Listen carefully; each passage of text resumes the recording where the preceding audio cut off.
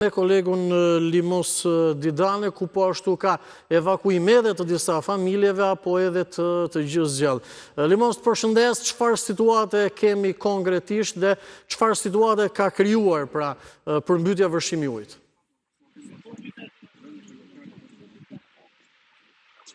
Përshëndetje, pavarësisht se niveli i ujit ditën e sotme ka rënë gati 40 cm këtu në argjinaturën e Çukës, gjendja mbetet kritike.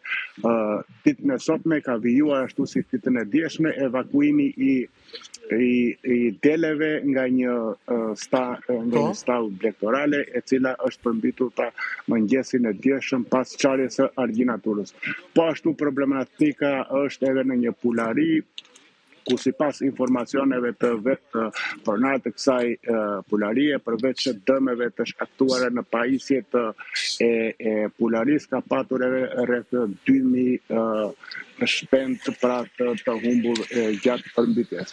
Mbrëmjen e djeshme, ministri i mbrojtjes Piro Vegu ka patur një takim me strukturat me ekipin e emergjencave civile në Sarandë, ku kanë marrë pjesë përfaqësues nga bashkia Sarandë, Delvin Kunispole Finiq, dhe ku është bërë edhe paraqitja e dëmeve të shkaktuara pra në 4 këto bashki.